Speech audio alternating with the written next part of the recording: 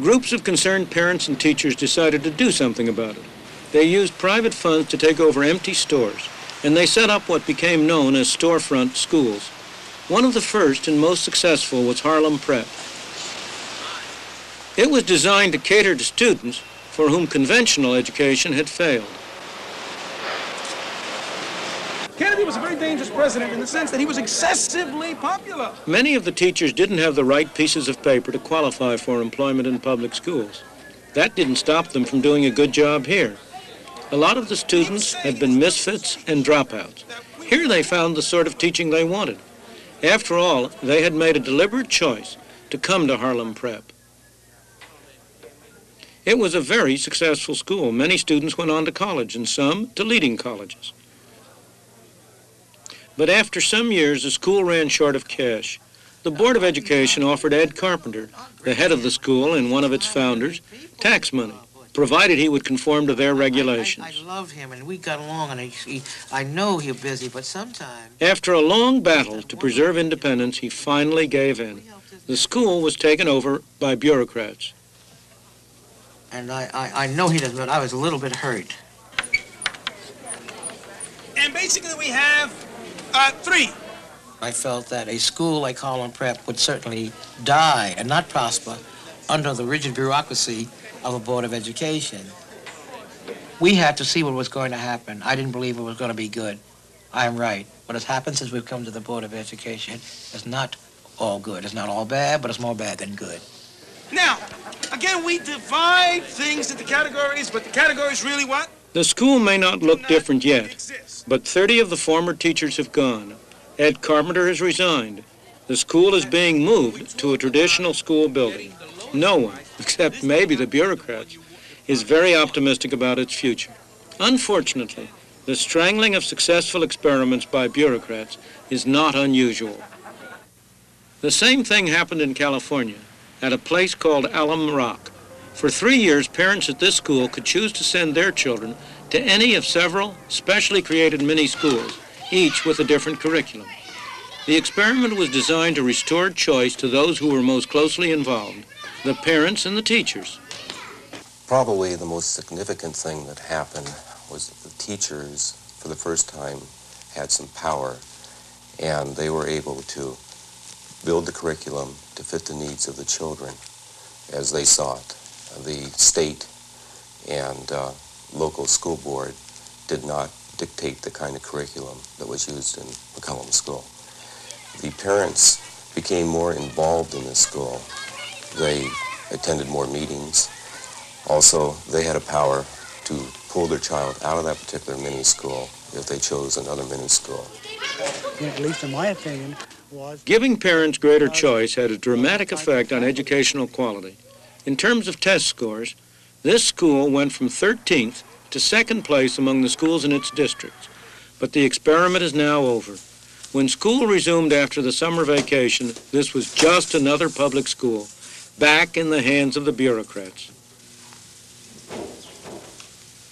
Giving parents a choice is a good idea, yet it always meets with opposition from the educational establishment. This is Ashford, a town in the south of England. For 4 years, there have been efforts here to introduce an experiment in greater parental choice. Parents would be given vouchers covering the cost of schooling. They could use the voucher to send their child to any school of their choice.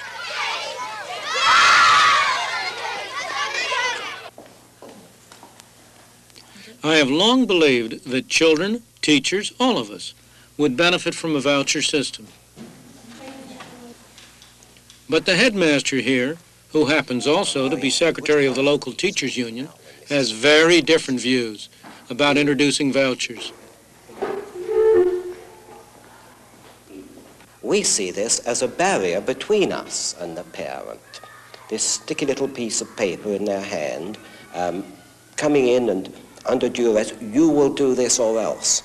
We make our judgment because we believe it's in the best interest of every Willie and every little Johnny that we've got, and not because someone's going to say, if you don't do it, we will do that.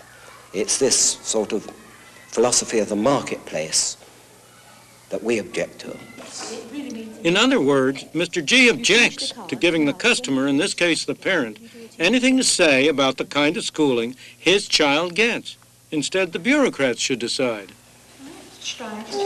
We are answerable to parents through our governing bodies, through the Inspectorate to the Kent County Council, and through Her Majesty's Inspectorate to the Secretary of State. These are people, professionals, who are able to make professional judgments.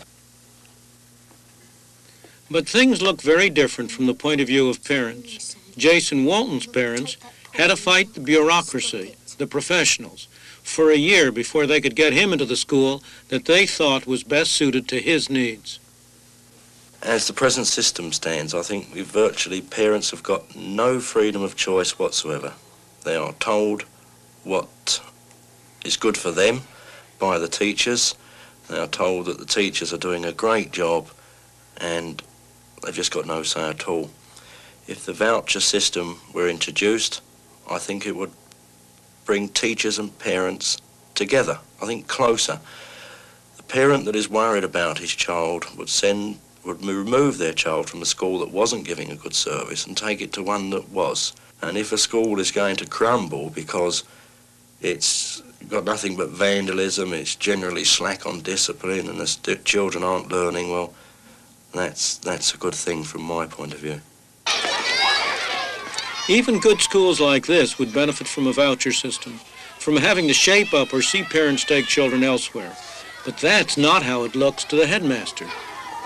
I'm not sure that parents know what is best educationally for their children. They know what's best for them to eat. They know the best environment they can provide at home. But we've been trained to ascertain the problems of children, to detect their weaknesses, to put right those things that need putting right. And we want to do this freely, with the cooperation of parents, and not under any undue strains. Well, I can understand the teacher saying, yes, it's a gun at my head, but they've got the same gun at the parent's head at the moment. The parent goes up to the teacher and says, well, I'm not satisfied with what you're doing, and the teacher can say, well, tough. You can't take him away, you can't move him, you can't do what you like, so go away and stop bothering me. That can be the attitude of some teachers today, and often is. But now that the positions are being reversed and the roles are changed, I can only say tough on the teachers. Let them pull their socks up and give us a better deal and let us participate more. In America, there is one part of education where the market has had extensive scope. That's higher education. These students attend Dartmouth College, a private school founded in 1769. The college is supported entirely by private donations, income from endowment, and student fees. It has a high reputation and a fine record. 95% of the students who enroll here complete their undergraduate course and get a degree. The students here pay high fees which cover most of the cost of the schooling which they get.